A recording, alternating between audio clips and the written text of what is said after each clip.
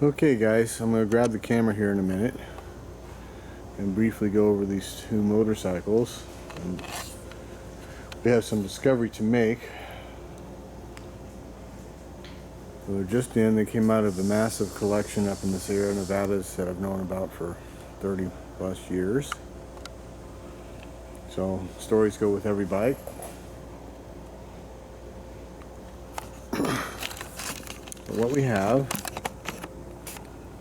this is a 1950 FL Congo green. It has metallic in the paint, which makes it a special order. It metallic, as I've shown on the YouTube, all the way down into the 30s by using aluminum powder in the clear. It was always a special order option for any paint job you wanted. So this guy, the original owner died, and he gave it to his best friend, who was then going to restore it 30 years ago and did some disassembly. So the rear fender's loose and the nuts and bolts are loose here. We have all that. We don't have the front crash bar. They're looking for it. No promises. Somebody took it off.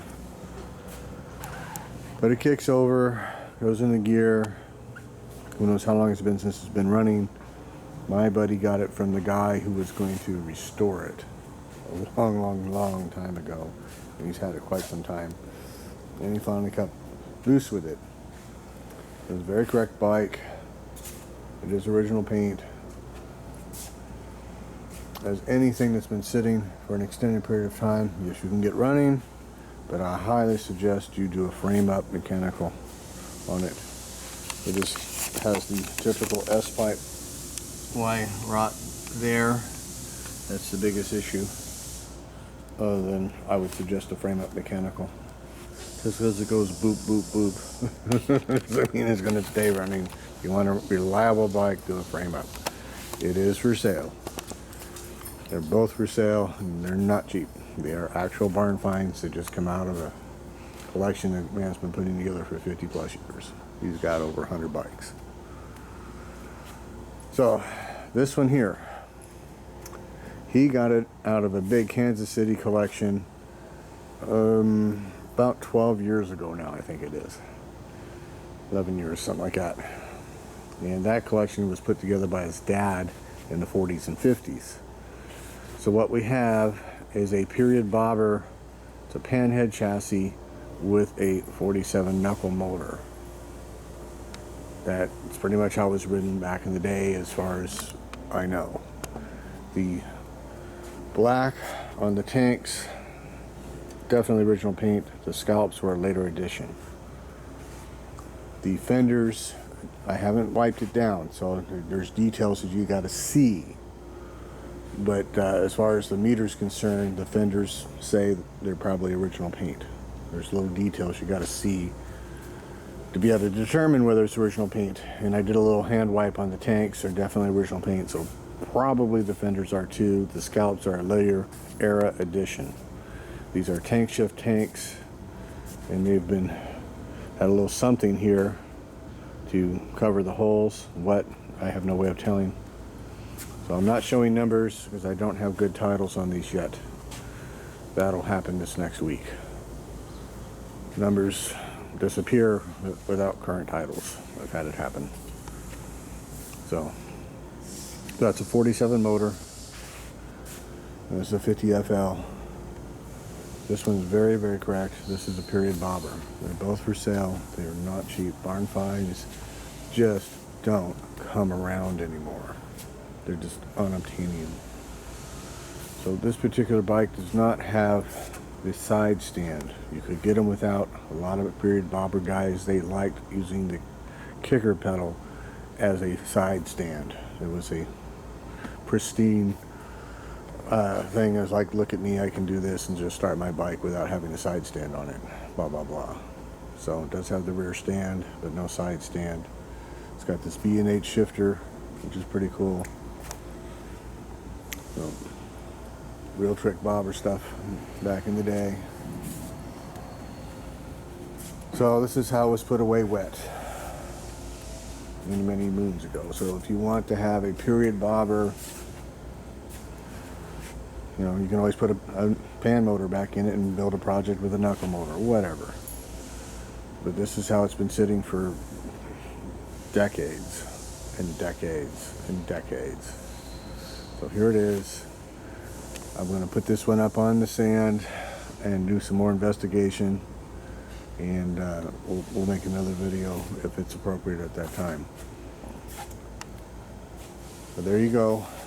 I'll take some detailed photos of these bikes. They are for sale. Email me, huntingharleys@gmail.com, huntingharleys@gmail.com, huntingharleys@gmail.com. And the phone number is 661-904-8512. 661-904-8512. Now I'm just going to do a nice slow panoramic and shut my mouth so you can see what these bikes are, okay?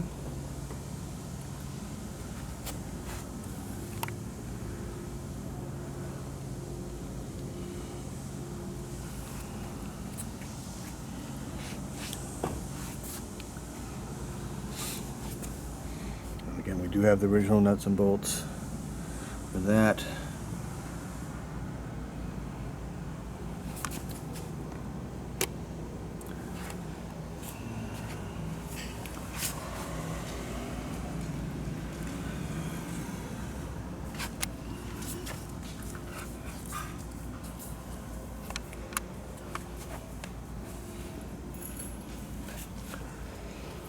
So some people like them crusty and wet, and that's what we have.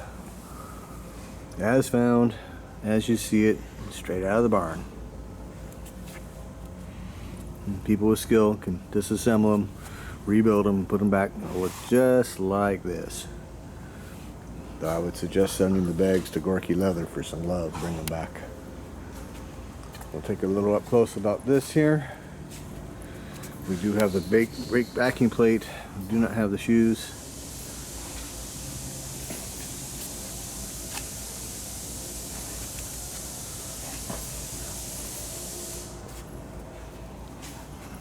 The period bobbers are stupid fucking hard to find. Fresh out of the barn today, fucking impossible. So I stepped up big time to get these, so they're not cheap. I didn't get them for no $5,000 just from some old widow. That's never happened to me. Now, I've never been there when somebody says it's happened, so I can't tell you it's actually happened because I saw it. You follow me? Because I was there.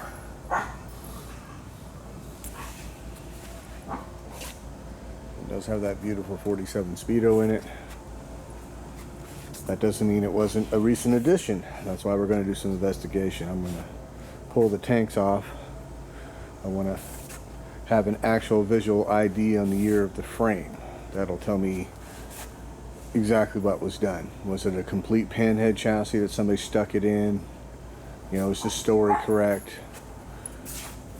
So, just because it's got a 51 plate on it, where did that come from? Did somebody stick it on? I don't know. But if the story is real, we're going to have a 50 or a 49 frame. We've got to pull the tanks off to find out. So we'll make a video of that. So somebody made these obviously to do a little pullback. But if you want a barn fresh, barn fine to build yourself instead of making a patina special, these guys are dumping 65, 70 grand into patina specials by the time they're done. These are real. These are absolutely real bikes. So that's that. Give me a call or an email, huntingharleys@gmail.com or 661-904-8512. See you guys soon.